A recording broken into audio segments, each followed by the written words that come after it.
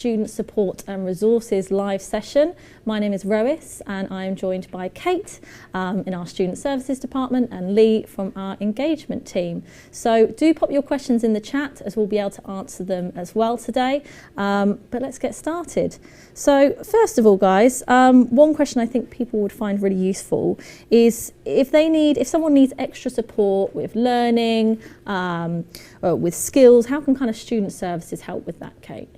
Okay, so we've got, within the Student Services team, we've got health and wellbeing support and study skills support team. If a student has a medical disability or a neurodiversity, they should get in contact with us, preferably before they start with us, so that we can start to put that support in place before they join. If they are eligible for student finance from Student Finance England, then they will also be able to apply for Disabled Students Allowance, and we've got a DSA coordinator within the team that can help them do that. If they need to have an educational psychology assessment, if they haven't had one previously, we can also put that forward and get them that support and that test done. Yeah, and with regards to medical disabilities, the same. We've got a wellbeing team, and they would talk to them before they arrive to see what support might be needed, so that we can put that in place and do the necessary risk assessments, etc. So yeah. Brilliant. And you mentioned about testing. So does that involve if a student maybe thinks they have dyslexia, maybe they've never been tested before? Is that something they can do? Exactly. So if it's something that they've struggled with during their past educational life, they can come to us. We have an online do-it profiler tool that they can do, and that, depending on how the outcome of that, we would then say, oh yes, it does look like you've got a neurodiversity, and we would then send them for an educational psychology assessment. And then once that's come back, we would then help them apply for their DSA, and they would be sent to a needs assessment, and eventually the support would come through, and we would be able to have specialist study skills tutors and help them get the equipment that they need. Brilliant, thanks Kate. We've got questions starting to come through, so this might be one for both of you, so perhaps we'll start with you, Lee, and then Kate, anything please do add on. What career advice is there on offer at the university? So we've got an amazing careers team who are there to support the student journey from first year in enrolment all the way through to graduation and beyond, and that's in a variety of different ways. So there are CV clinics, portfolio and showreel support sessions, so that students can work on maybe their kind of professional portfolios that are going to be used when they graduate, looking at interview techniques if they're going for interviews for jobs, writing their CVs to support their applications, and that's all there and available for students to access when they're at university.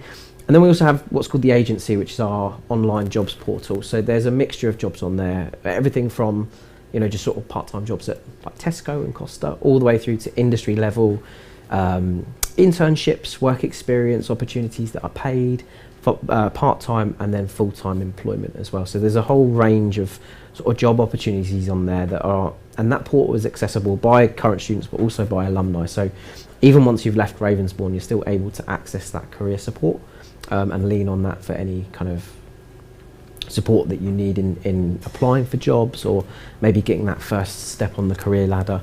And the team are really, really great at doing that and are really well connected in industry. Ravensbourne has a great reputation. It's really well sort of recognised in industry across like TV and media and fashion as well. So industry are often reaching out to us as an institution and saying, oh, we're really looking for broadcast engineers, or we've got a shortage of UX UI designers. Have you got any current students that maybe can work on some projects over the summer? And that kind of industry contact, although there's a lot of it built into the courses, there's a lot of extracurricular contact that goes into developing the students as well, and that's all accessible through the careers team that sits within Student Services.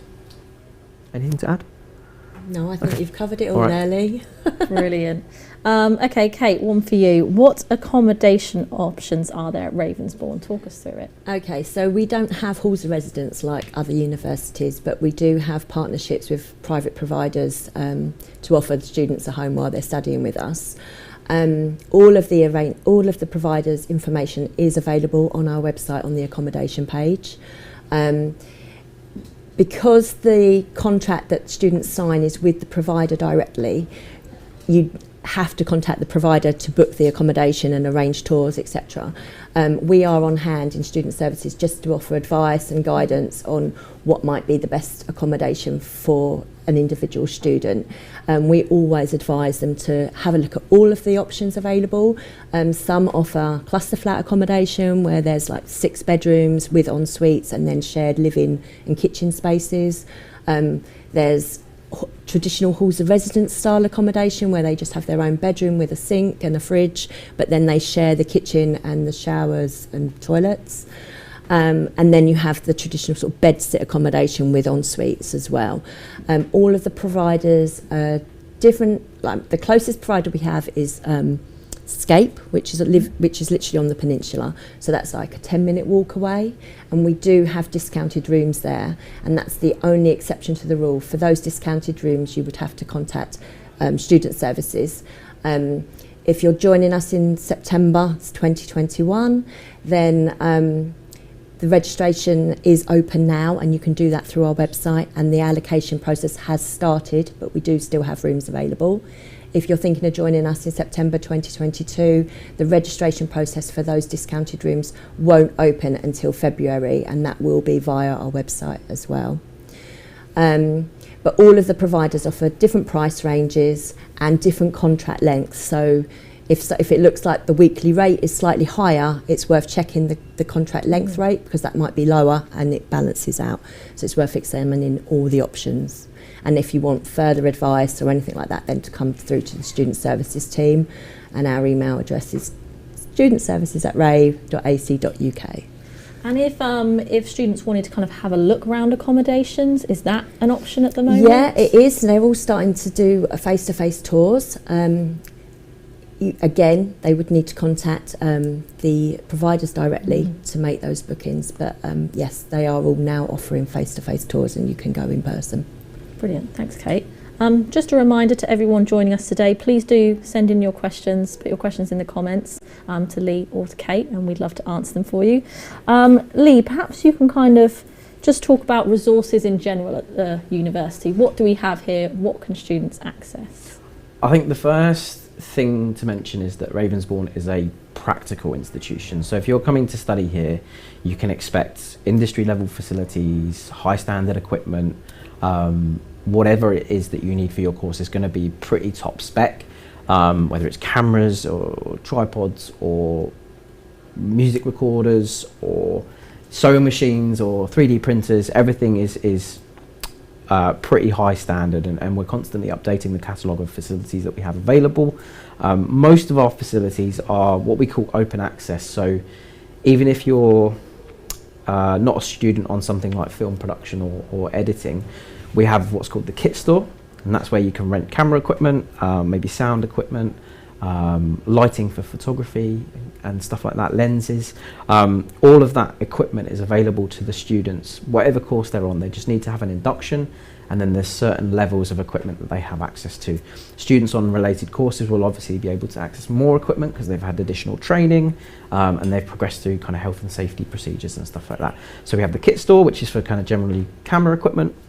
We have the atelier, which is our fashion house on level 7, so it's full of sewing machines and industrial irons and generally everything that a fashion student might need to succeed on their course from a practical point of view. Again, once you've had an induction, students are able to use that outside of lesson time. And then on the 9th floor we have prototyping, which is actually going to be moving to our new building in September, the Institute for Creativity and Technology. Prototyping is full of 3D printers, metal and woodworking facilities, so again really high spec practical facilities. And then we have various different rooms dotted around the university for things like editing. We have Mac suites, we have a photography studio, a TV studio, and a brand new building in the institute which is going to have new facilities looking at augmented reality and virtual reality, so kind of really future-proofed facilities to look at the next 10 to 15 to 20 years of the student's degree to prepare them for industry, so that they're not going to sort of run out of a sort of skill set. Their skill set is modernised to enable them to succeed in industry for a long, long time. So in terms of the practical facilities, there's a lot available. And then the other facilities, we have a library, as most universities do. It's available 6 a.m. to 11 p.m, so the opening hours are the same as when the building is open, Monday to Saturday. The building is staffed from 9 till 5 p.m, so there's always someone in the library to help students with that. And then outside of that, it's self-service, so a student can just take a book and scan it, and then take that home if no one is in the library. We also have a materials library, which is the largest in the UK at any university. So for students on courses like product design, architecture, maybe even film if they're looking at props, maybe fashion, buying and brand management, all those fashion courses where materials are quite important. The materials library has, I think it's around 10,000 different items and materials that you can scan with a QR code. It will tell you all about the procurement options, so like where to purchase it, and students can connect through that as well if they're looking to maybe find students from another course to help with their projects. So that's a good opportunity to do that. And a lot of students will use the Discord server as well, which is kind of a little bit like Reddit, I guess. And a lot, I think around 800 students are on that now. So it started as an initiative with games development students, and it's kind of morphed into this kind of university-wide kind of communication channel now, which is really, really good. And I know particularly in lockdown, a lot of the students have been connecting on there, so it's becoming a really valuable resource for the students. And I think I've covered everything. We'll let you take a breath. Yeah. Yeah. Okay. All right, Brill. We've got some questions coming in. Just a reminder to everyone, this session is about student support and the resources that we have available at Ravensbourne. Kate, for you, I know you kind of already talked about this, but some students might just be joining us now.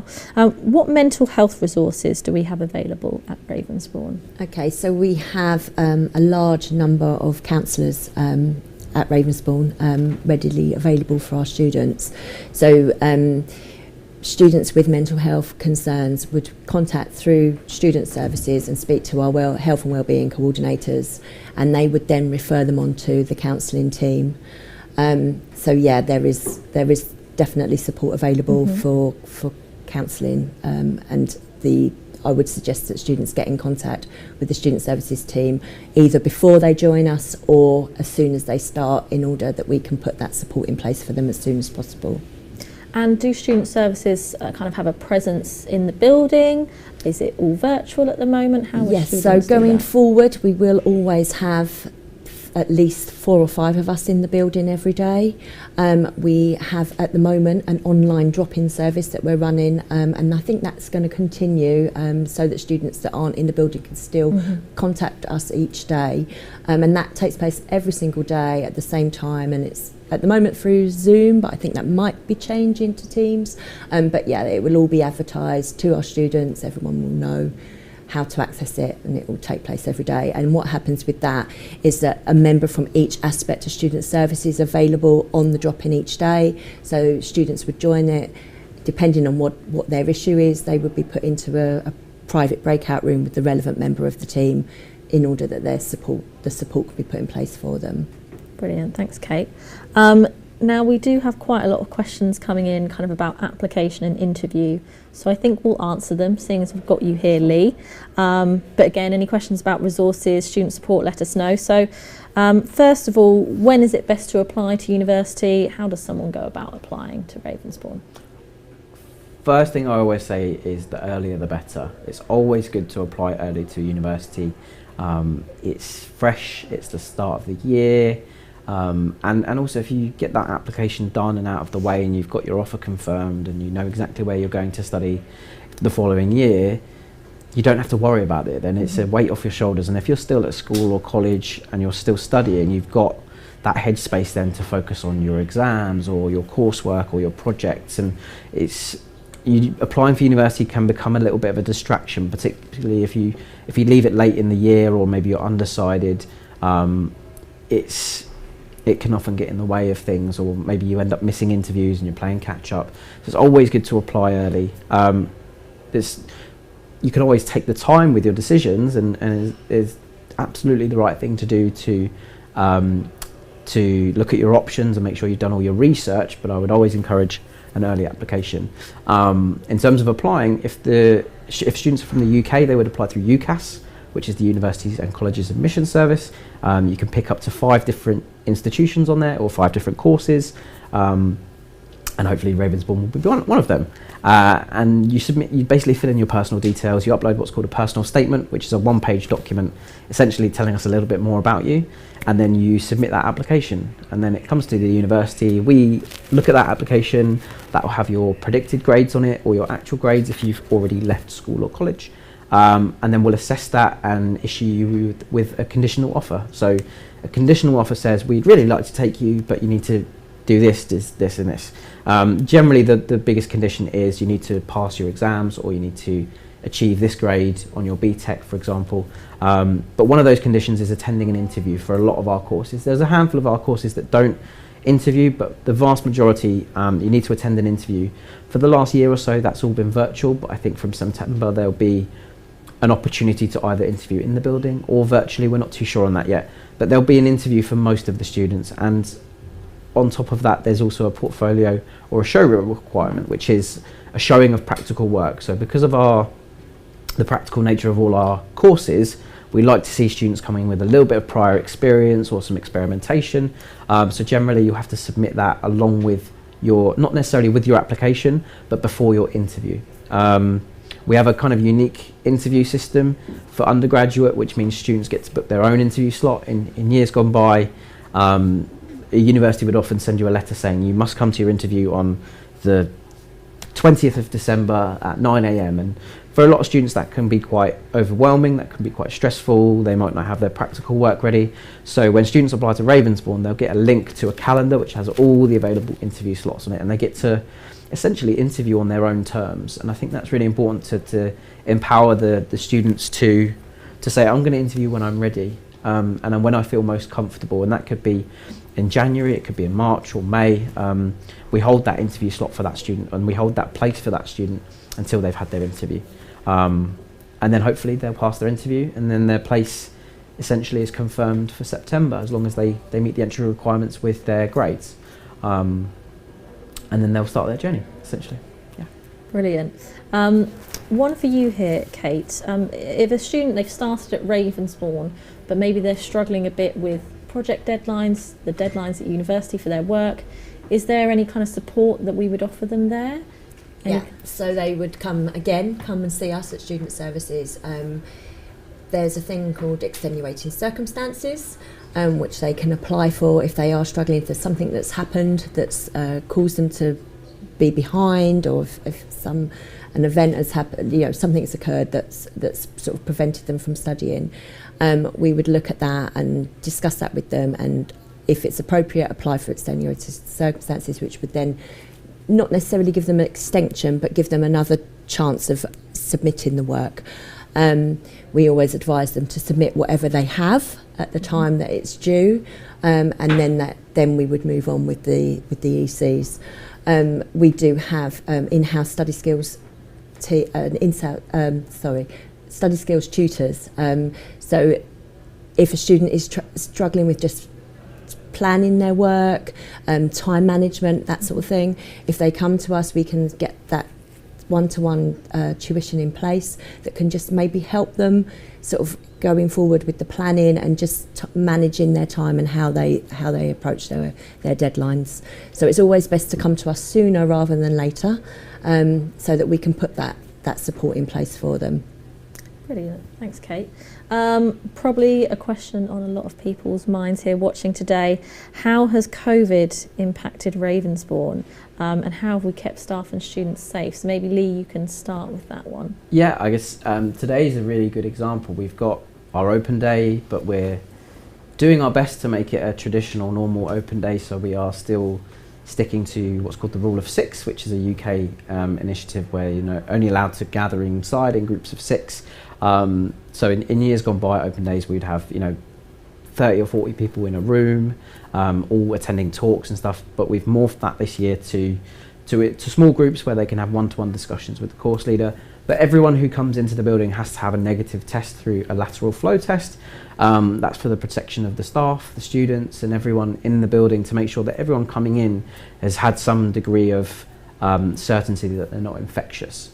And that has really helped to kind of keep the vast majority of the student body and staff safe throughout the pandemic, and that's been in place the whole time. The building is fairly limited access at the moment, so students are only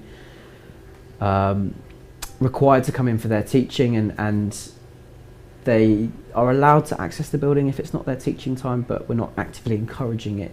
If the students can learn and study from home, then absolutely they should do that. But from September onwards, we're hoping to change that up. So for our foundation courses, they'll be in 100% of the time, so they'll be in all 3 or 4 days a week of their teaching. And for the undergraduate students on first year, they'll be in at least 80% of that time.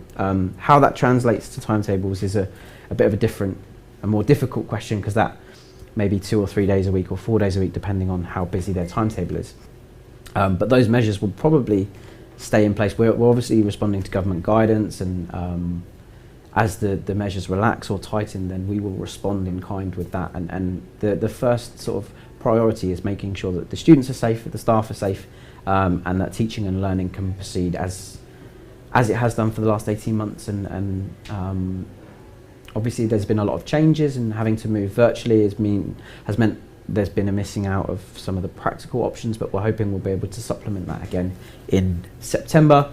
But generally, I think it's a very secure campus. I think the measures that we take keep everyone safe, and I think that's what everyone wants. And I haven't heard people saying that it's too restrictive, or that we shouldn't be doing this, we shouldn't be doing that. I think generally everyone is very, very happy that we're putting these measures in place, and everyone has to wear masks in the building.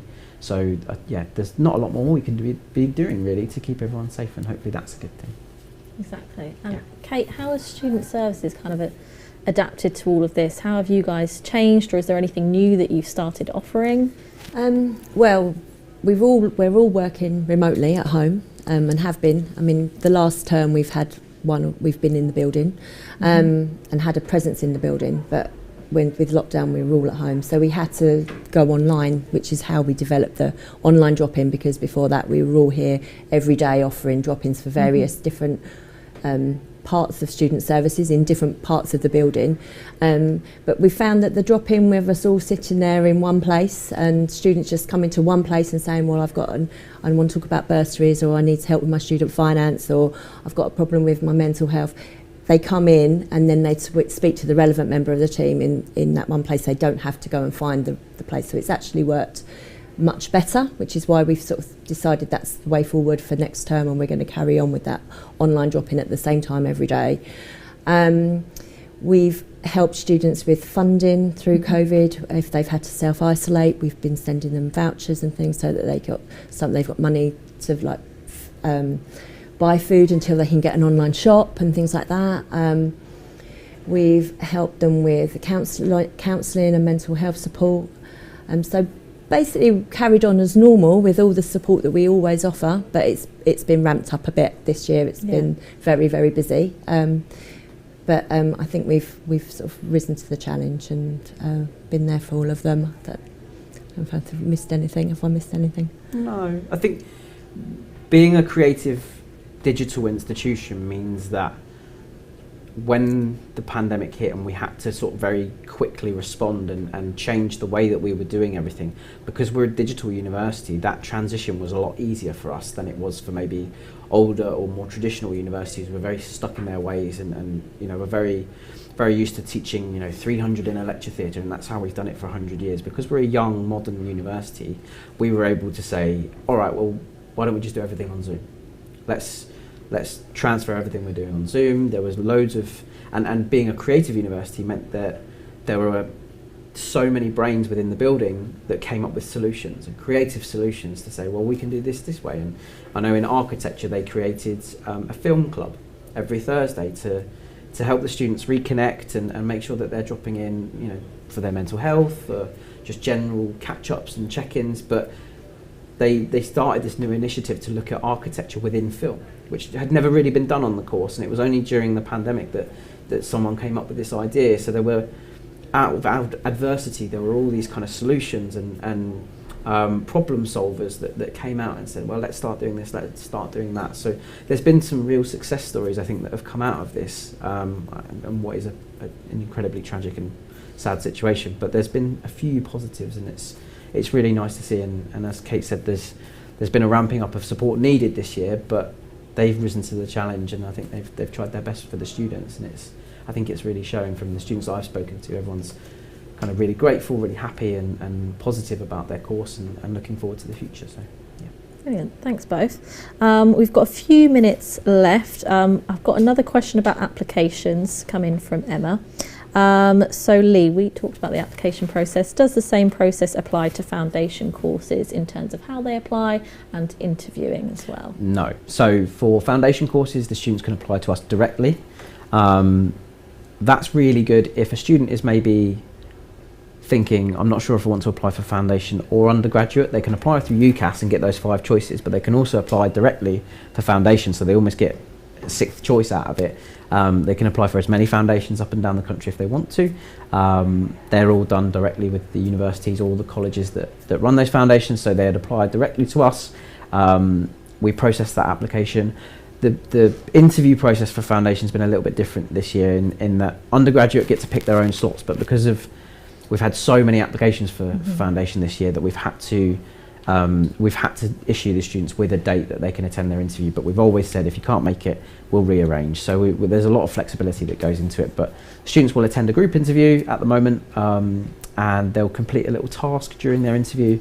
But they can always send their portfolio or their show reel for their foundation in advance as well, so the tutors get to look at. So the process is largely the same in terms of what they have to do. It's just the way that they do it and the route to doing it is just slightly different. But yeah, it's a direct application to us. It doesn't cost any money. It's a free application, and then hopefully the students get their place. And that's the same for international as well. So anyone applying for from outside of the UK or the EU and is applying internationally can apply directly to us, or if they're working with an agent, they can apply through their agency. Thank you, Lee. And as we've just got a couple of minutes left, maybe you can kind of what advice would you give to students now if they're looking at starting university and they don't know where to start or what to do? What advice would you give them? I think firstly I'd ask them to reflect on themselves and say, what do I want to get out of my university experience? Every university is different, and I always say that the perfect university exists for everyone. It's their job to find that out and do their research, and spending 5 or 10 minutes on the UCAS website, for example, is not going to solve it. It's not. They'll end up picking the 2nd or the 3rd university that they look at on an alphabetical list, and it might not be the best university for them. So they want to think about, how do I want to study? Am I more academic, and do I like exams? I mean, no one likes exams, but am I good at exams and coursework, or do I learn more practically and hands-on, in which case you might want to go to a more practical university. They want to do their research in terms of the courses, because courses will have the same name but be completely different. If you wanted to study history, for example, history at Oxford is going to be very, very different and look at very, very different time periods to history at somewhere like Goldsmiths. So researching not only the course and what that entails, but also the course at those universities that they're interested in will give them a really broad view of the subject, the way that it's taught. They might want to look at the size of the university. I think we're really lucky to have around 2,500 students, so it's fairly small in terms of university terms, and that's really great for some people because they get that personable one-to-one experience in teaching. But some people might want to go to like a really big university where there's loads of people everywhere and they can make 20 friends in a day. Is that a lot? I don't know if that's a lot. But some people really thrive in that kind of big university environment, you know, huge lecture theatres, taking notes, or on a big campus environment or versus a city environment. So there's loads of things that I guess research is really, really important. And as we come out of this pandemic, visiting is almost important as well.